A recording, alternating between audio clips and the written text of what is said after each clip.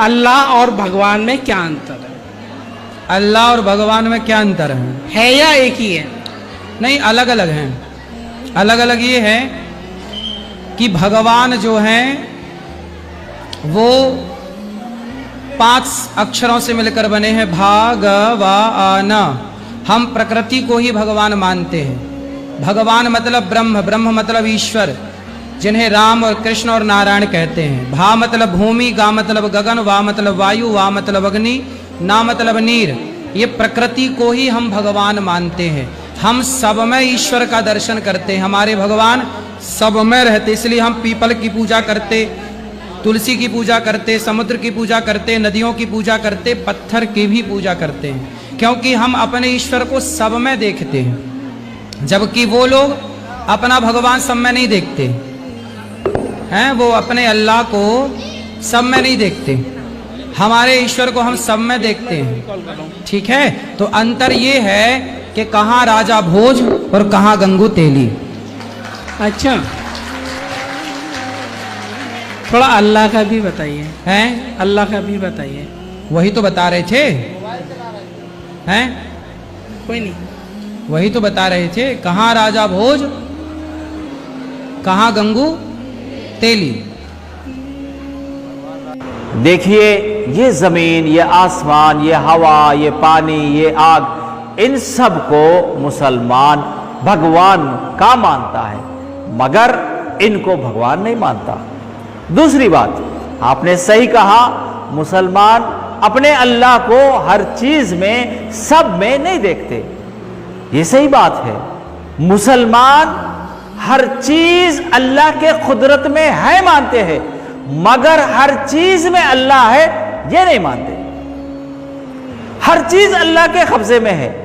जैसे जमीन अल्लाह के कब्जे में, सूरज अल्लाह के कब्जे में, हवा अल्लाह के कब्जे में, हर चीज अल्लाह के कब्जे में है, मगर हर चीज में अल्लाह है ये नहीं मानते। देखिए, हर चीज में भगवान को मानना, हर जगह भगवान को मानना, ये वेद और शास्त्रों की खिलाफ वर्जी होती है।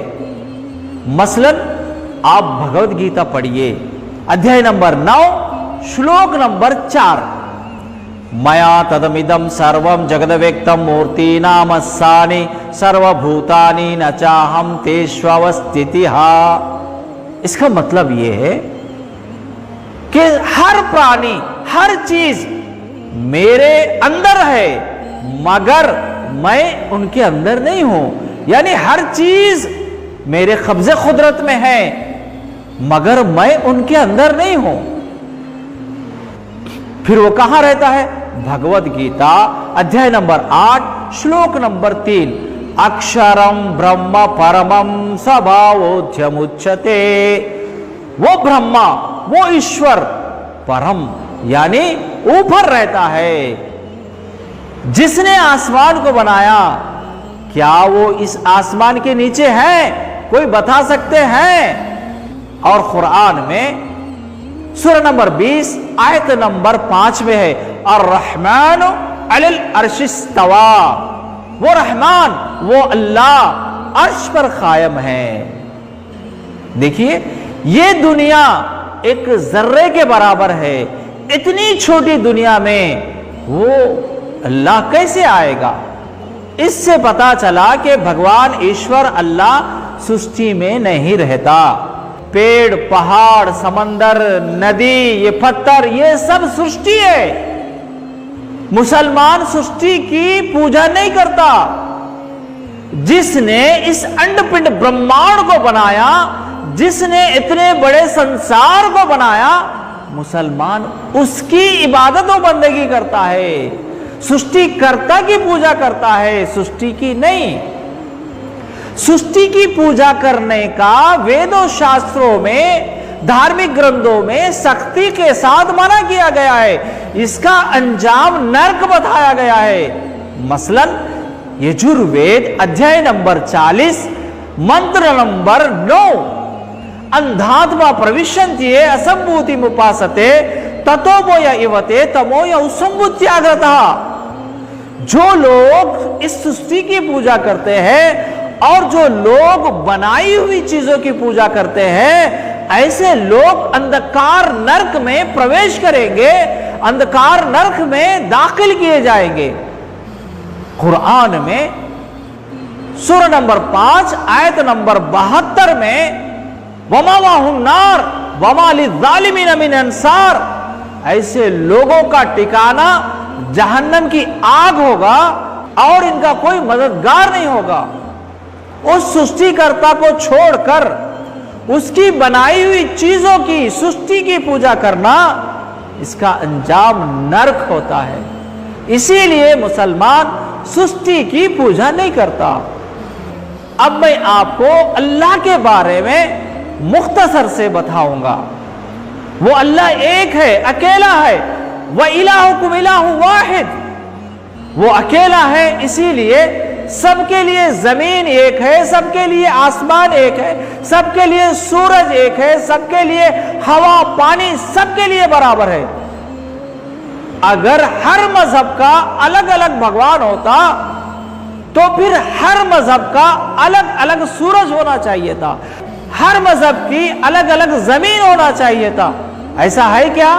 नहीं ना।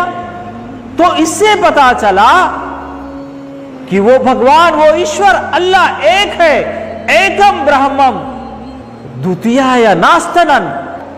वो ब्रह्मा, वो ईश्वर अल्लाह एक है, दूसरा नहीं है, और वो बेनियाज है।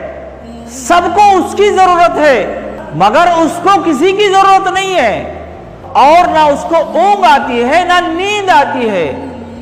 वो सबको रोजी देता है, सबको खिलाता है पिलाता है, मगर उसको खाने पीने की जरूरत नहीं है।